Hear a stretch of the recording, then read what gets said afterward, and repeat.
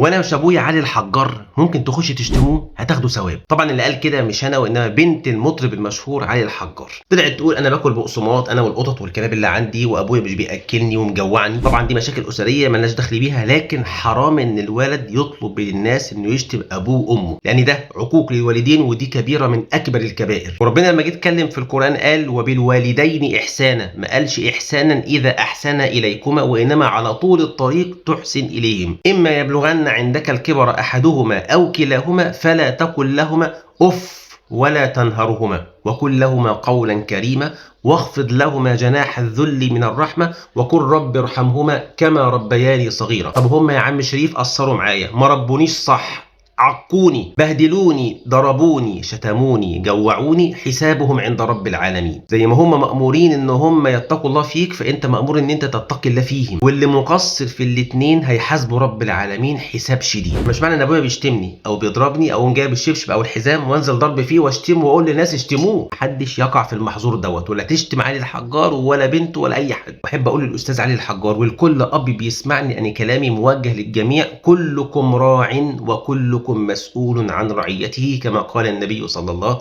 عليه وسلم. فبنتك وابنك جوعتهم هتتحاسب عليهم، ما صرفتش عليهم هتتحاسب عليهم، قصرت في تربيتهم وفي تعليمهم الدين هتتحاسب على كده، لانك انت ربنا وكلك وحملك مسؤوليه، فلازم تأدي المسؤوليه على اتم وجه، والا ستحاسب. يا استاذ علي روح شوف بنتك ايه اللي ناقصها وتقرب منها وحلوا مشاكلكم مع بعض، الله يبارك لكم. بالله عليكم بالله عليكم اي حد عنده مشكله اسريه عنده في بيته، بلاش السوشيال ميديا والفيس وتعمل فيديو لايف وكل الناس تشوف وتبقى فضيحه بجلاجل وكله عمال يتفرج ويبحرق وده يشتم ليه يا عم الحاج؟ بينكم وبين بعض حلوا مشاكلكم، لان سواء كان معاك الحق او مش معاك الحق فاحنا على السوشيال ميديا وكل الناس بتخوض وكل عمال يشتم واللي يتريق واللي يتنمر واللي يسخر، فمش هتخلص من ألسنة الناس، فمشاكلكم جوه بيوتكم. حلو الكلام، كلام جميل.